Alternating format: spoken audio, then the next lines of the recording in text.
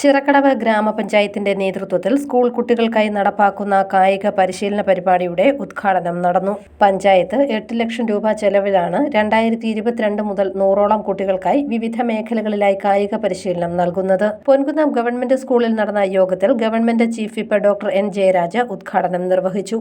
ലഹരിയുടെ ഉപയോഗം വിദ്യാർത്ഥികൾ ഉൾപ്പെടെയുള്ള യുവതലമുറയിൽ വർദ്ധിച്ചുവരുന്ന സാഹചര്യത്തിൽ കുട്ടികളെ കളിക്കളങ്ങളിലേക്ക് എത്തിക്കുകയാണ് ഇത്തരം കായിക പരിശീലനത്തിന്റെ ലക്ഷ്യമെന്ന് ഡോക്ടർ ജയരാജ് പറഞ്ഞു.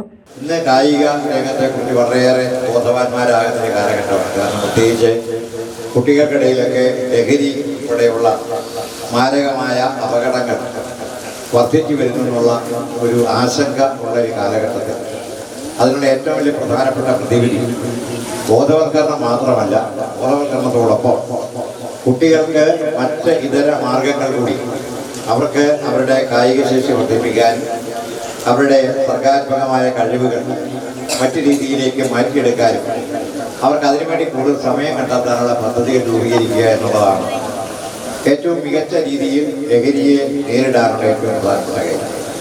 അപ്പം അതുകൊണ്ട് തന്നെ ഈ പദ്ധതി ലഹരി വിരുദ്ധ പ്രവർത്തനത്തിൻ്റെ കൂടി ഭാഗമായിട്ട് നമ്മുടെ കുട്ടികളെ കളിക്കളങ്ങളിലേക്ക് എത്തിക്കുക എന്നുള്ള മഹത്തരമായ ഒരു പദ്ധതിയുടെ ഭാഗമാണ്. കുന്നം ഭാഗത്ത് 30 കോടി രൂപ ചെലവിൽ സ്പോർട്സ് സ്കൂളിന്റെ പണികൾ ഉടൻ ആരംഭിക്കുമെന്നും ചീഫ് വിപ്പ് കൂട്ടിച്ചേർത്തു. Chirakkadavu panchayat president advocate CR Sreekumar അധ്യക്ഷനായി. ജില്ലാ പഞ്ചായത്ത് അംഗം TN Gireesh Kumar, vice president Sathi Surendran, അംഗങ്ങളായ അഡ്വക്കേറ്റ് സുമേഷ് ആൻഡ്രോസ്, ആന്റണി മാർട്ടിൻ, ഷാക്കി സജീവ് തുടങ്ങിയവർ പങ്കെടുത്തു. സുധേഷ്, സിറാജുദ്ദീൻ, പാർവതി എന്നിവരാണ് പരിശീലകർ. 1 മുതൽ 8 വരെ ക്ലാസുകളിലെ വിദ്യാർത്ഥികൾക്കാണ് കായിക പരിശീലനം നൽകുന്നത്.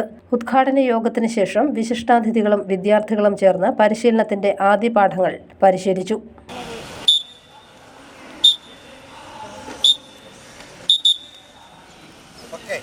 News bureau, Ponkunnam.